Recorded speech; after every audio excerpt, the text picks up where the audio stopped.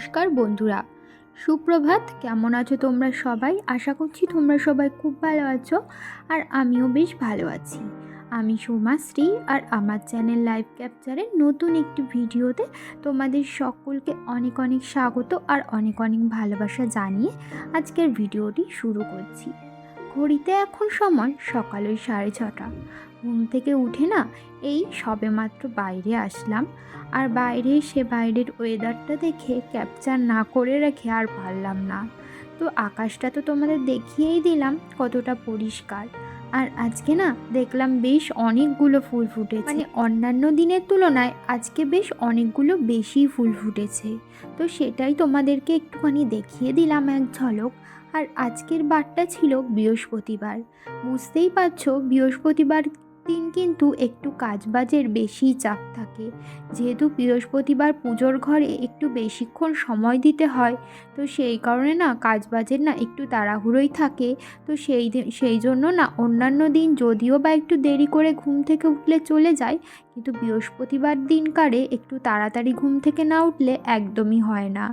তার উপরে না আজকে আমার শাশুড়ি মা বাড়ি ছিলেন না। আগের ভিডিওতে তোমাদের তো বলেইছি আমার শাশুড়ি মা বাড়িতে নেই, সেই জন্য আজকে কাজবাজের একটু বেশিই চাপ, যেহেতু সমস্ত কিছু আমার নিজের একা হাতেই করতে হবে, রান্না বান্না, এই ঘর ঝাড় দেওয়া সমস্ত কিছু। আর সংসারে তো কম কাজ না, তার উপরে আমার ছোট বাচ্চা রয়েছে, বুঝতেই পারছো, ওকে সামলে তারপরে আমার এই সমস্ত কাজ করতে হয়।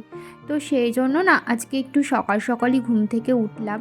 ভেবেছিলাম না 6টার সময় উঠবো আজকে, মানে কালকে রাত্রে শোয়ার আগে ভেবেই রেখেছিলাম আজকে 6টায় ঘুম থেকে উঠবো, কিন্তু আর না উঠতে পারিনি, মানে 6টার সময় ঘুম ভাঙিনি। আর যখন ঘুম ভেঙেছে দেখি যে 6টা 15 বেজে গেছে, আর উঠতে উঠতে না ওই 6:30 বেজেই গেছে। তো যাই হোক, দেখো ঘুম থেকে উঠেই না সবার প্রথমে চলে এসেছি ওপরে, আর ওপরে এসে সমস্ত ঘরগুলো ঝাড় দিয়ে নিয়েছি। পরে কয়েকটা বাসন ছিল কালকে রাত্রের, সেগুলোই মেজে নিলাম। যদিও কিছু বাসন কালকে রাত্রে মেজে রেখেছিলাম, তবুও খাওয়া দাওয়ার পর যে কটা বাসন হয়েছিল সেগুলো তো আর মেজে রাখা হয়নি, সেগুলোই এখন মেজে নিলাম। এখন দেখো ঘরটা মুছে নিচ্ছি, আর রান্নাঘরটাও মুছে নেব। এই যে উপরের এই ঘরটার মধ্যেই না আমাদের রান্নাঘর। এই যে দেখতেই পাচ্ছ ওই ঘরের মধ্যে একটা খাট পাতা রয়েছে, আর ওই যে এখন যে জায়গাটা আমি মুছছি ওই জায়গাটা হচ্ছে আমাদের রান্নাঘর, মানে ঘরের মধ্যেই রান্নাঘর। এই ঘরটা মুছলেই ওপরের কাজ এখনকার মতো আমার হয়ে যাবে। তারপরে চলে যাব নিচের ঘর ঝাড় দেওয়া মোছা এখনও কোনোটাই হয়নি, নিচে গিয়ে সমস্তটাই করতে হবে। তো ওপরে যাওয়ার সময় না আমি একেবারে ঝাঁটাটা নিয়েই গেছিলাম ওপরে, আর ওই সেই জন্য আসার সময়, মানে নিচে আসার সময় একেবারে সিঁড়িগুলো ঝাড় দিতে নিচে এসি। নাই তো কি বলো তো, বারবার এতবার উপর নিচ করতে না একদমই ইচ্ছা করে না। তো সেই কারণে আমি চেষ্টা করি যত কম উপর নিচ করা যায় আর কি, তবুও দিনে অনেকবারই আমার উপর নিচ করতে হয়।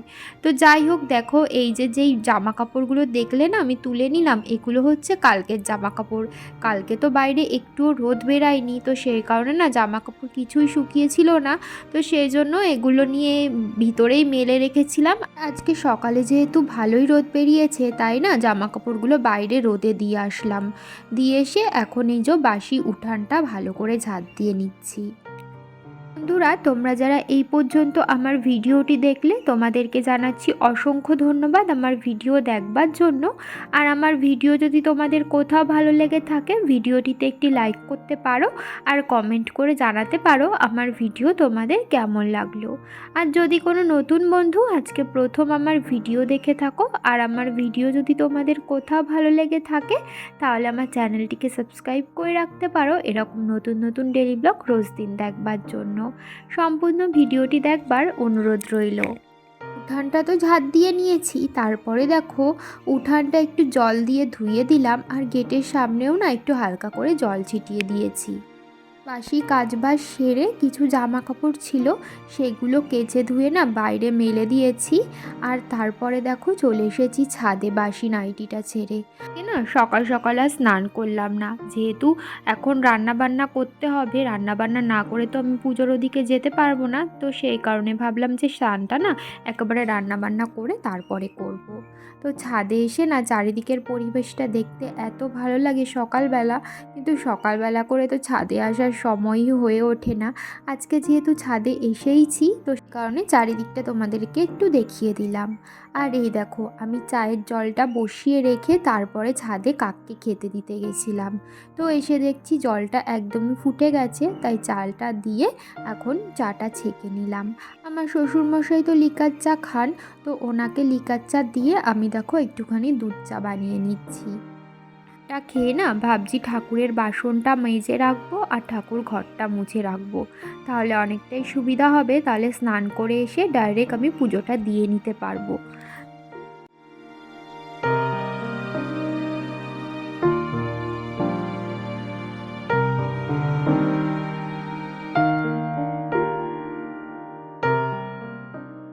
দেখো সকাল সকাল চা আর নিমকি ভাজা আর এই লম্বা লম্বা এই বিস্কুটগুলোর নাম কি আমি ঠিক জানি না, অনেকটা টোস্ট বিস্কুটের মতোই খেতে লাগে, ওটা নিয়ে বসে পড়েছি।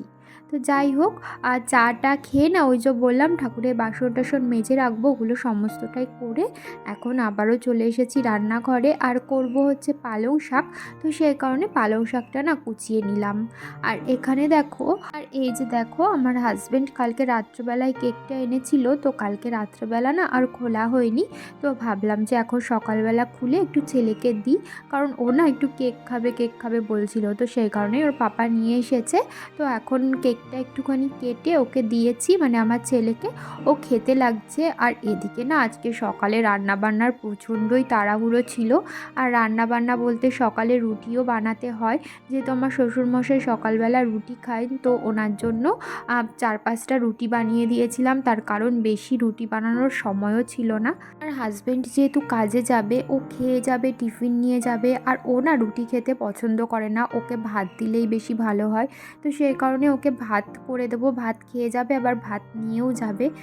আর সমস্তটা যেহেতু আমার একা হাতেই করতে হচ্ছে, তো সেই কারণে বুঝতেই পারছো অনেকটাই তাড়াহুড়ো ছিল। আর এরই মধ্যে কিন্তু আমার ছেলেকে খাওয়ানো সমস্ত কিছুই করতে হচ্ছে, তো সেই জন্য অনেকটা তাড়াহুড়ো করে না আজকে রান্নাবান্নাটা করেছি। তো সমস্ত কিছুর ভিডিও না তোমাদের সাথে আর শেয়ার করতে পারিনি, যেটুকু পেরেছি সেটুকুই অল্প অল্প করে তোমাদের সাথে শেয়ার করেছি।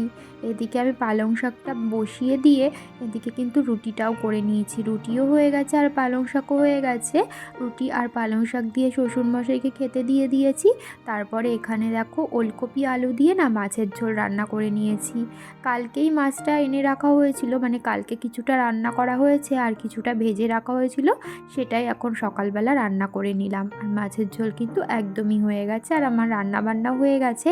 করেছিলাম মাছের ঝোল আর পালং শাক আর রুটি ভাত এগুলোও করতে হয়েছিল। তো সকালবেলা আমি ভাবলাম যে ভাতটা আর খাবো না, সকালবেলার দুটো রুটি খেয়ে নিই। তো মাছের ঝোল আর একটু পালং শাক দিয়ে রুটি খেয়ে নিয়েছি সকালে, আর হাজব্যান্ডকেও খেতে দিয়ে দিয়েছি। আর ওখানে দেখতে পাচ্ছ আমার ছেলেকে, ওকে না একটু রুটি ছিঁড়ে ছিঁড়ে আর একটু সস দিয়ে দিয়েছিলাম, সেটাই ও খাচ্ছিল। হাত দিয়ে খাও।